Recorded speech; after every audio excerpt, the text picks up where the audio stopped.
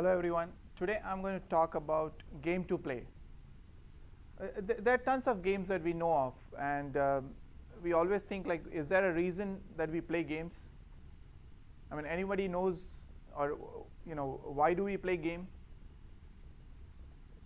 Pleasure. Fun. There's always an alternative to a game. Like we can always do some exercise to compensate for your physical needs. But game gives you a different insight other than just an exercise. I mean, it gives you a mental challenge. It also inspires you to do some more physical exercises so that it really you do better on your game that you're playing. So though games don't really replace exercise, it kind of inspires you or adds on to make you do exercise. Like for me, when I was told I need some exercise to do in my regular needs of my body, I started for like 4 days initially. I started doing some exercise, and then I said, okay, the 5th day I'm not going to the gym. So games really helped me in overcoming that hindrance that I had towards going for an exercise. So I started looking at different games that I can really go for and help my my physique. I looked at some of the games, and most of the games, if I see, have originated from UK, like United Kingdom. Cricket, for example, was created in 1598. Soccer 1848, and tennis 1872. So I was like, which game to pick from. There are a lot of team games like football, American football, cricket, basketball. All team games really need me to have like at least 6 to 7 players whom I can play with. So I said, okay, that's going to be a challenge for me. I can't really gather 6 players all the time.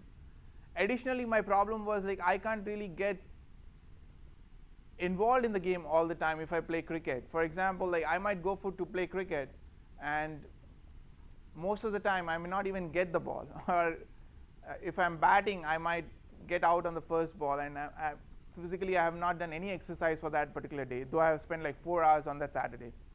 So I started looking at games which will involve, which will keep me fit, and I started reducing the number of people that are involved in the game. So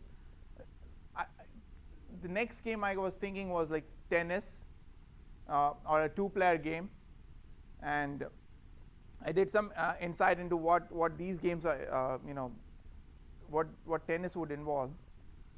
So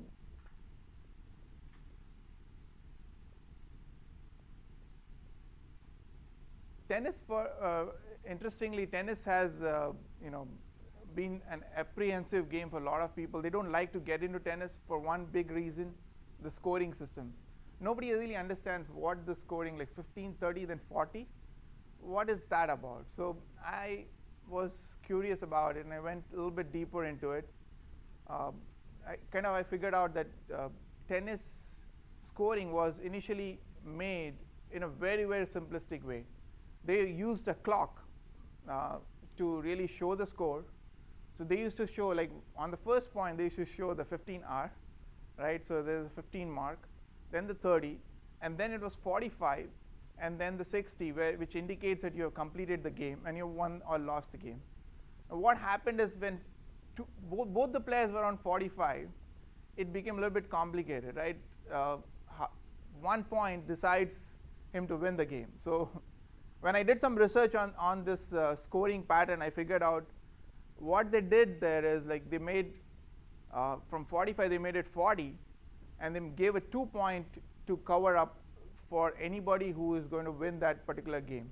So from 40, if you have an advantage, they made like a 50 on the clock, and when you win it, you get a 60, which shows that you won the game. So that's how the scoring, the pattern came about for tennis, which was one of the most found reason why people really don't get into tennis is like the scoring is very ad hoc. They don't understand 15, 30, 40, and then Even my wife, she never wanted to get into tennis, essentially because of the scoring that she never understood. So once I explained her, it became much better for her to know that you can play tennis. Now tennis has one other good aspect of as a game. When you are playing that particular game, you are totally involved in the game. You are playing almost each and every ball. You're not idling at all. If you are into the game, you are like every ball comes to you. There is nothing that you can really sit idle on the side. So it will really give you a complete coverage when you are playing for an hour.